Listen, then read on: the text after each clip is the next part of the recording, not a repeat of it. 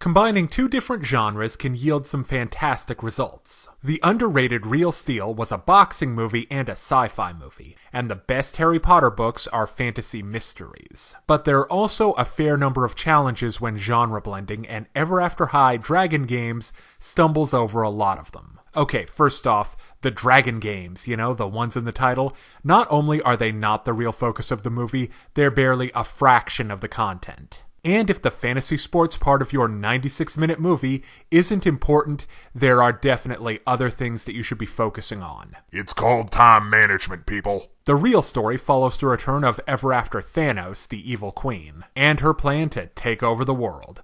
This includes escaping from prison, taking the identity of a student, taking over a teaching job, and going full-blown Rita Repulsa. Yes, it is a tad on the overcomplicated side, isn't it? Basically, the whole thing feels like they had a bunch of ideas and didn't manage to string them together as a cohesive whole. However, some of these ideas are better than others. By far, the best part is when the evil queen was masquerading as new student Meera. If the goal was to humanize the evil queen, that was definitely the way to do it. Considering that her legal first name seems to be evil, I doubt that.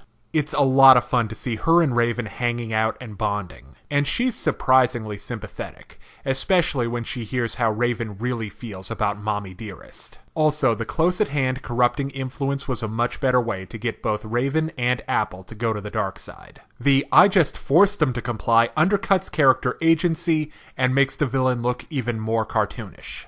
Another bright spot is Faye Belle. She's probably my favorite character in the whole series. She's filling the role of comic evil henchman, and doing it well. Apart from her fantastic physical comedy, it's funny to see her pathetic fangirling over the evil queen. And she even gets a hint of Disney villain menace when she's actually being successful in her wicked work.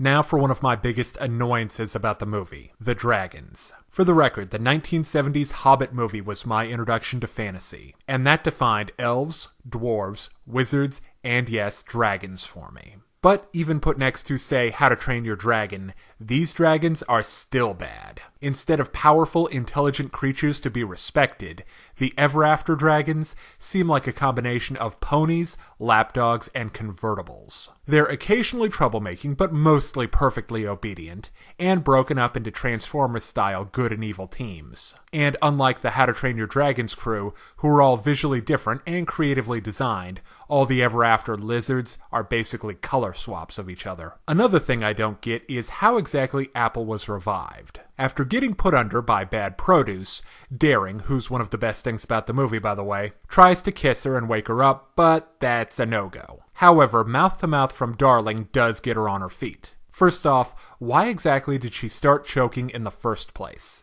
Now, I kinda get why Darling's not kiss revives her, because unlike Daring, Darling is actually brave and heroic and stuff. But I've also seen that same shtick done better in Frozen and Maleficent. Alright, finally, they work in some of the adult fairy tale characters, which was nice to see. I personally enjoyed Snow White the most, who's simultaneously the small animal-loving, kind-hearted, and virtuous queen of all goody-woodiness, and a hard-driving, no-nonsense businesswoman who employs over 700 dwarves. It's the contrast between the public persona and the real person that makes this particular version of Snow a nice, refreshing change from the warrior princess deconstructions we tend to see in reimaginings of the original fairy tale. Okay, now it's time to break down the good and the bad in Ever After High Dragon Games. On the good side, they really had something with the evil queen as Meera Shards. Daring, Charming, and Faye Belle carry themselves well, and I dug this particular version of Snow White. But on the other hand,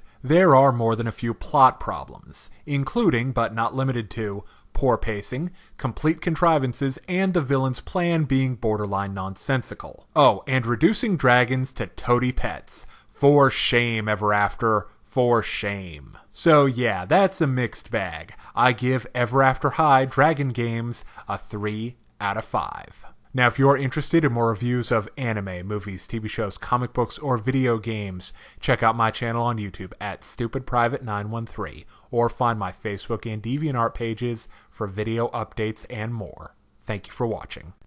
Hey kids, today's show is brought to you by the letter 4 and the number potato! I'm a stupid private.